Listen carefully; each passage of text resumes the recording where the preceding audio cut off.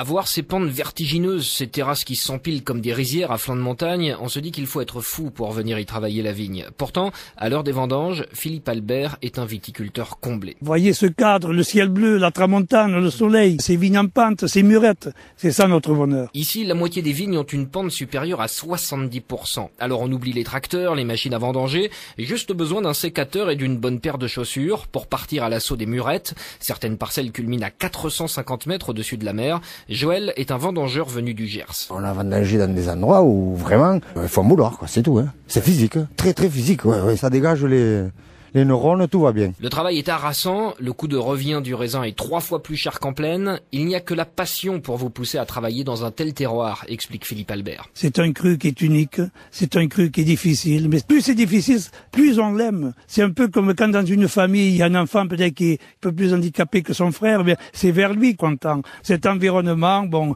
on le vit, on l'admire et puis on veut le préserver, même si c'est difficile parfois. Et que d'efforts à vendanger ces vignobles en pente, mais aussi toute l'année pour entretenir les terrasses. Les 6000 km de murettes en pierre sèche, il y en a plus long que la muraille de Chine. Il en faut du courage pour se lancer à l'assaut des terrasses de schiste à la force des mollets, sécateurs à la main, hottes sur le dos.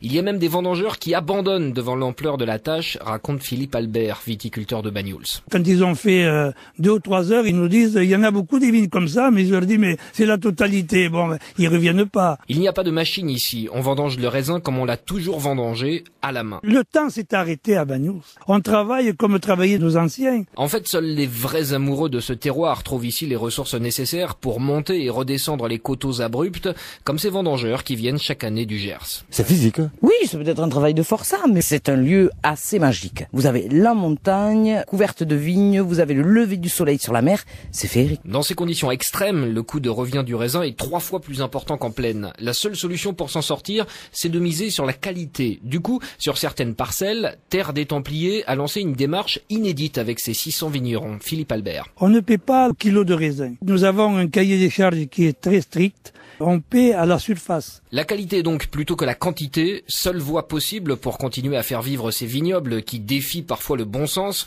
accrochés à des pentes quasiment inaccessibles, mais qui au fil des siècles ont façonné un paysage absolument unique.